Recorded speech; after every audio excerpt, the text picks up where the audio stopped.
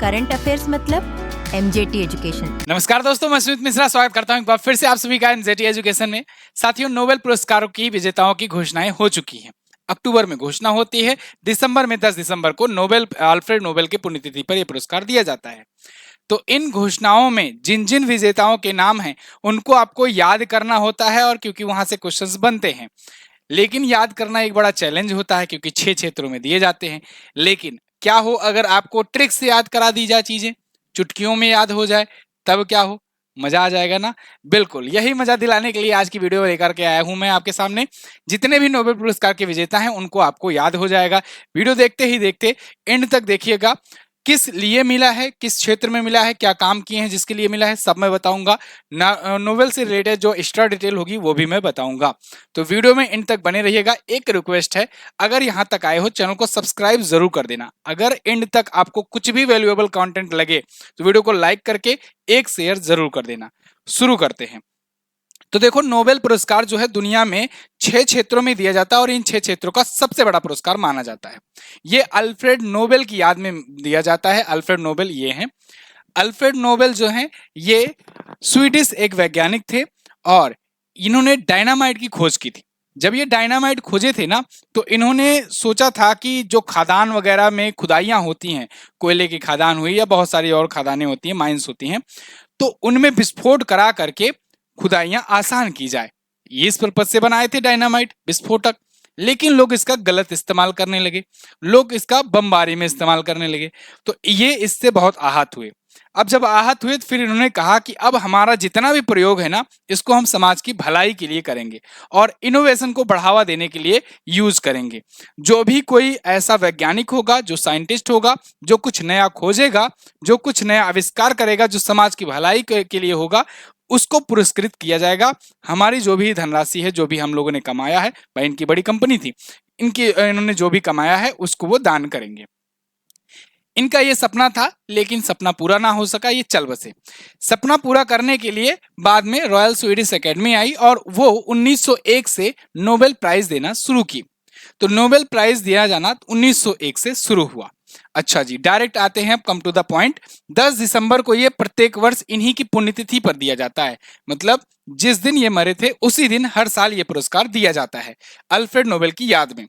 कौन कौन से 6 क्षेत्र हैं? तो मेडिसिन है, फिजिक्स है, केमिस्ट्री है, पीस है, साहित्य यानी लिटरेचर है और इकोनॉमी है। ये 6 क्षेत्रों में ये नोबेल पुरस्कार दिए जाते हैं और इन 6 क्षेत्रों का ये सबसे बड़ा पुरस्कार होता है। सबसे कम उम्र की विजेता दोस्तों मलाला यूसुफजई हैं। इन्होंने 17 वर्ष की उम्र में ये अवार्ड जीता था। पाकिस्तान की हैं, ये अभी भी जीवित हैं। 2014 में इनको नोबेल पीस प्राइज मिला था। इन्होंने भारत के कैलाश सत्यार्थी के साथ ये नोबेल पीस प्राइज शेयर किया था। सबसे ओल्डेस्ट पर्सन अभी तक नोबेल पुरस्कार विजेता दोस्तों जॉन बी गुड इनफ थे। इनको 97 ईयर की एज में मिला था। ये केमिस्ट्री के लिए पाए थे 2019 में। जॉन बी गुड इनफ सबसे बुजुर्ग व्यक्ति नोबेल पाने वाले और मलाला यूसुफजई सबसे युवा व्यक्ति पाने वाली ये नोबेल प्राइज। ठीक है जी, आते हैं अब इस साल के नोबेल प्राइज विजेताओं पे। बहुत ज्यादा स्टैटिक फैक्ट पर नहीं जाते हैं क्योंकि मुझे पता है आप एग्जाम टाइम पर ये दोबारा से वीडियो देखने वाले हो जिससे लास्ट टाइम पर आपको याद हो जाए, तो इसीलिए सीधा पॉइंट पर आते हैं और इस बार के हम लोग नोबेल प्राइज को याद करने की कोशिश करते हैं। जॉन हॉपफील्ड और जेफरी हिंटन, इनको किस क्षेत्र में 2024 का नोबेल पुरस्कार मिला? तो साथियों इन दोनों को मिला फिजिक्स यानी भौतिकी के क्षेत्र में नोबेल पीस प्राइज। लेकिन क्या आपको ऐसे याद हो जाएगा आसानी से? नहीं। इनको दोस्तों नोबेल पीस प्राइज मिला था इन्होंने क्योंकि मशीन लर्निंग को आसान बनाया था, मशीन लर्निंग की नींव रखी थी। तो इसको हम लोग ट्रिक से याद करेंगे। देखो, अब ट्रिक ऐसा नहीं है कोई कि ऐसा जादुई ट्रिक है एक ही ट्रिक में 6 के 6 नोबेल विजेताओं के नाम याद हो जाएं। सभी का मैं अलग अलग ट्रिक बताऊंगा, लेकिन कुछ आसान जरूर कर दूंगा आपके लिए। अगर एक दो बार आप पढ़ लोगे तो दिमाग में जरूर बैठ जाएगा। जैसे ही आप ऑप्शन देखोगे तुरंत आप क्लिक कर ले जाओगे। ठीक है, चलिए आते हैं ट्रिक पर। तो भौतिकी का नोबेल के लिए ट्रिक क्या याद रखना है? देखो, इन दोनों को मशीन लर्निंग की खोज के लिए मिला है।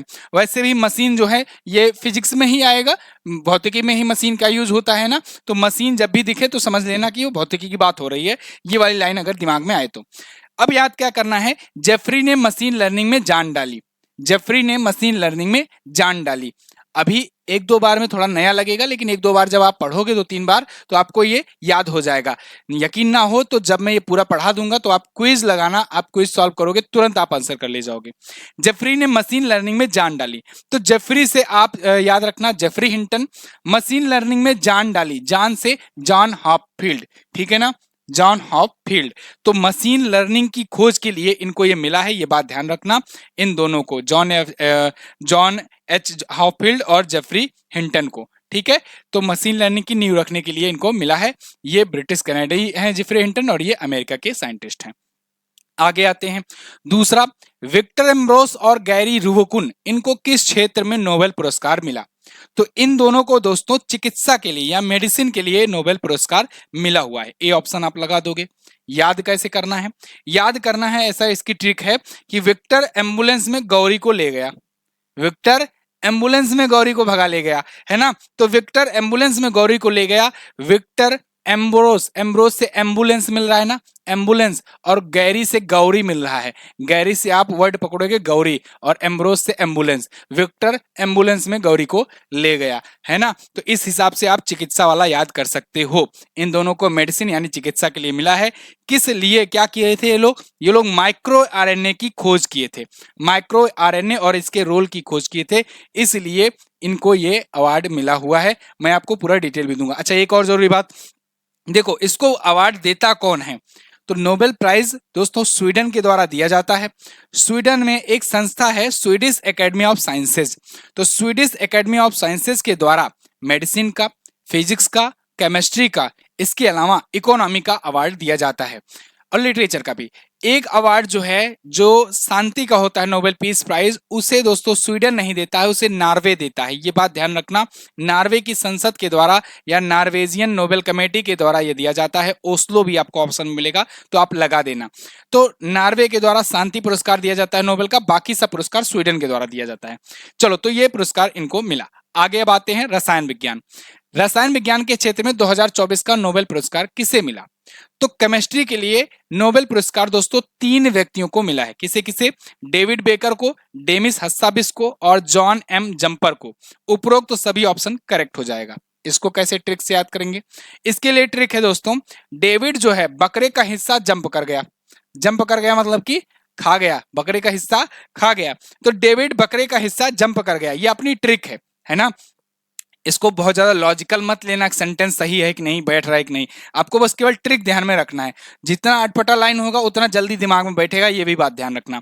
डेविड बकरे का हिस्सा जंप कर गया, डेविड बकरे का हिस्सा जंप कर गया, तो केमिस्ट्री में ये डेविड बकरे का हिस्सा जंप कर गया। अब देखो, डेविड बकरे यानी डेविड बेकर, और हस्साबिस यानी हस्सा, बकरे का हिस्सा, हिस्सा यानी हस्सा, हस्सा हिस्सा, जंप कर गया यानी कि जंपर, जंप कर गया जंपर, ठीक है ना। तो डेविड बकरे का हिस्सा जंप कर गया। अब आपके मन में एक डाउट आ सकता है, बहुत लोग जो दिमाग लगाएंगे, कुछ लोग उसमें से, कि सर जॉन यहां भी दिख रहा है, जॉन वहां भी दिख रहा था। अभी जो मैंने आपको बताया ना, जेफरी जो है मशीन लर्निंग में जान डाली, तो जो मशीन जेफरी जान डाली है वो वाला फिजिक्स रहेगा, और उसको आप मशीन लर्निंग याद रखना, जेफरी मशीन जान, तो ये समझना फिजिक्स है। यहाँ वाला जॉन एम जंपर जो है, ये दोनों एक साथ नहीं आएगा, जंपर आएगा, तो जंप से याद रख लेना कि बकरे का हिस्सा जंप कर गया है, तो बकरे का हिस्सा जंप कर गया केमिस्ट्री, ठीक है। ये थोड़ा सा आपको ध्यान रखना है। बाकी किसी में भी जॉन रिपीट नहीं हुआ है किसी के नाम में, बस यही 2 बार जॉन जो है रिपीट हुआ है, मैंने आपको डाउट बता दिया, डाउट होने से पहले ही बता दिया। तो ये तीनों व्यक्ति हैं, इन दोनों को मिला है। अच्छा, अब थोड़ा सा डिटेल में आते हैं, कॉन्सेप्ट पर आते हैं। तो इन दोनों को, डेमिस हस्साबिस और जॉन एम जंपर को, इनको आधा हिस्सा मिला है नोबेल के पुरस्कार राशि का, और आधा हिस्सा इनको अकेले मिला है डेविड बेकर को। डेविड बेकर ने for computational protein design, protein design के कंप्यूटेशनल के लिए इनको मिला, और इन दोनों को मिला है for protein structure prediction, protein के भविष्य का प्रेडिक्शन करने के लिए इन दोनों को मिला। हिंदी वाले बच्चे जो हैं हिंदी में भी देख लें, ये पूरा एक्सप्लेनेशन हिंदी में भी आपके सामने है, स्वीडन एकेडमी ऑफ साइंसेज के द्वारा ये भी दिया गया केमिस्ट्री का, ठीक है जी। आगे बढ़े, अगला, किस देश की लेखिका हैन कांग को साहित्य का नोबेल 2024 दिया जाएगा? तो देखो, नोबेल पुरस्कार साहित्य का इस बार किसे मिलेगा? हैन कांग को मिलेगा। कहाँ की हैं ये है दक्षिण कोरिया की, ध्यान रखना, दक्षिण कोरिया की हैन कांग है। हैन कांग मिल रहा है, हैन कांग से हांगकांग, हांगकांग आप जानते हो ना, एक एक सिटी है, बड़ा शहर है। तो हांगकांग जो है, कविता देखो इसको ट्रिक क्या है अपनी, कविता लिखने कोरिया से हांगकांग गई। कविता किस में लिखेंगे, लिटरेचर में ही लिखेंगे, है ना, तो लिटरेचर समझ लेना। कविता लिखने कोरिया से हांगकांग गई, कविता लिखने कोरिया से हांगकांग गई। कोरिया से मतलब कि कोरिया की थी तभी तो कोरिया से गई, तो कोरिया से हांगकांग गई। हांगकांग से हैंगकांग याद रख लेना, हांगकांग से हैंगकांग, ये लाइन याद रहेगी ना। जैसे ये मैं जो लाइन बोल रहा हूं आपके दिमाग में बैठ रही कहानी, है ना, कि कोरिया लिखने, कोरिया से हांगकांग गई है कोई लड़की कविता लिखने के लिए। तो जब ये लाइन बोलोगे तो ऑप्शन में आपको नाम अपने आप दिख जाएगा, हैंगकांग नाम है, तो हैंगकांग लगा देना, ठीक है जी। अगला, तो ये है हैंगकांग, जिनको ये मिला हुआ है, इनके लिटरेचर के लिए ये कविता वगैरह लिखती हैं और इनकी मार्मिक कविताएं रहती हैं, इस वजह से इनको ये मिला है। ये दक्षिण कोरिया की रहने वाली है हैंगकांग। अगला, किस देश के परोपकारी संगठन निहोन हिंडाक्यो को नोबेल शांति पुरस्कार 2024 से सम्मानित किया जाएगा? तो नोबेल पीस प्राइज की बात करते हैं। नोबेल पीस प्राइज यानी नोबेल शांति पुरस्कार इस बार दोस्तों एक संस्था को मिलेगा जो कि जापान की संस्था है, जापान का ऑर्गेनाइजेशन है, जापान का ऑर्गेनाइजेशन है, और ये काम करता है परमाणु हमले दोबारा ना हो इस पर। क्योंकि हिरोशिमा और नागासाकी में जब से परमाणु हमला किया है अमेरिका ने, तब से आज तक उसका भुक्तभोगी रहा है हिरोशिमा और नागासाकी। वहां की पब्लिक आज भी लूले लंगड़े वगैरह पैदा होते हैं वहां पर, मतलब किसी न किसी प्रकार से रेडिएशन का इफेक्ट दिखता है।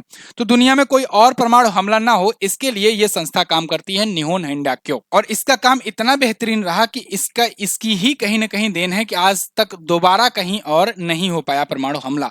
नोबेल कमेटी ने इसीलिए इनको चुना है। नोबेल कमेटी का कहना है ये है कि इन्होंने अवेयरनेस फैलाई, इसी संस्था ने अवेयरनेस फैलाई दुनिया भर में कि देखो परमाणु हमला यहाँ हुआ था ना, आज तक यहाँ पर दुनिया जो है वो भुक्तभोगी है, यहाँ की जो जनता है वो भुक्तभोगी है, किस प्रकार से झेल रही है।